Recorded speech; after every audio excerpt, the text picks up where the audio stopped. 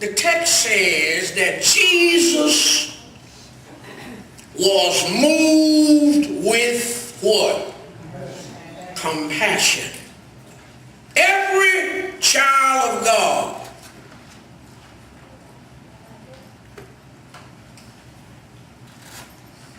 ought to have a sense of compassion.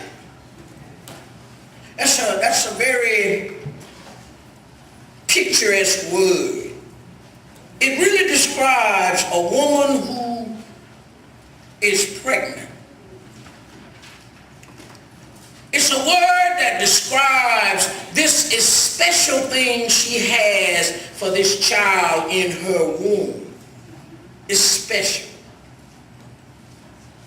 Special protection is in mind. Special care is in mind. In hopes that all is well, all will be well. They do everything they can to lend themselves as a mother to the best well-being of that child. So Jesus looked at this crowd like a pregnant woman with child.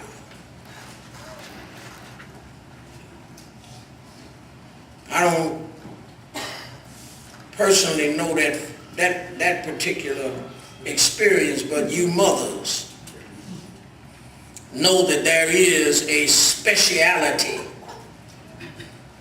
for the concern of that life in the womb.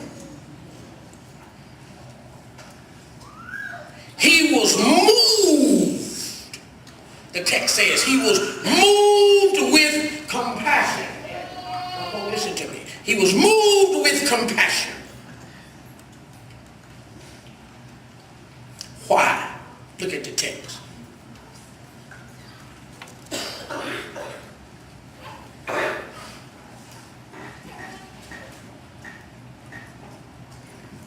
It says he was moved in verse 36 with compassion for them. Number one, because they were weary. Does everybody see that? What does yours say? Faint. What it really means is they were weak. Weak. Faint, weary, it means they were weak. People who are without Jesus are weak. Paul describes it another way. Turn to Romans 5 and 6. Look at how Paul describes it. I'm not going to be long. I just want you to go with me. People without Jesus Christ, people without the Lord Jesus Christ are weak. They're weary. They are faint. If you look at Romans 5 and 36, Paul says they are without what? Look at the verse. Romans 5 and 6, what does it say? Romans 5 and 6, what does it say? They are without strength. Weak. If you are missing strength, that's weakness. He looked upon the multitude and had compassion for them because, number one, they were weak. They were without strength. The people that we should be having compassion for, and that many of us do have compassion for, have that compassion because we are dealing with people who are weary, and they are faint, and they are weak, and they are without strength, which means they are helpless. He was moved with compassion for them. Number two, the text says because they were scattered. That means they were wounded. They were wounded. Life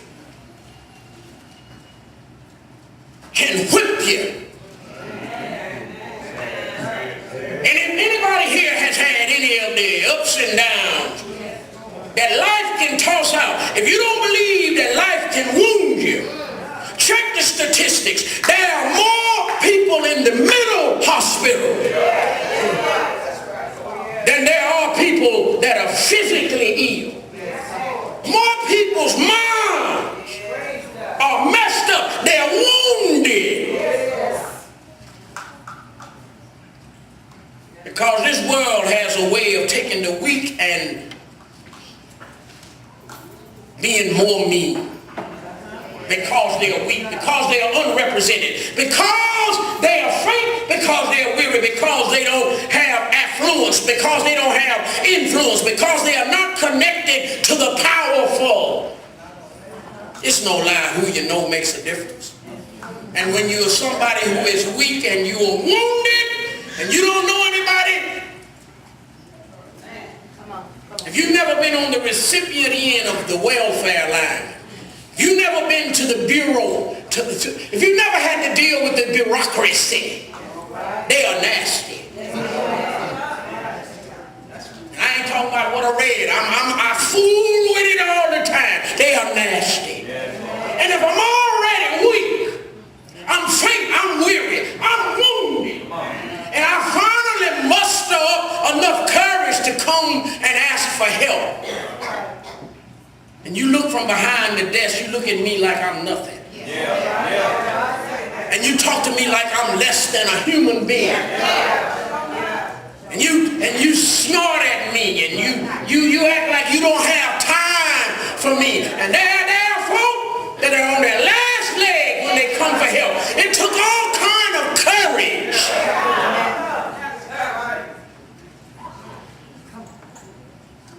They'll take a lunch break on you. Your little flame is already flickering. They get important on you. And you know what I found about many of them that's behind the desk looking at you and me? They ain't far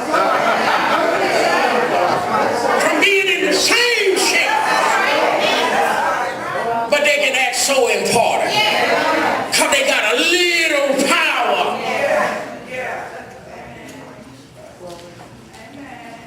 Wounded.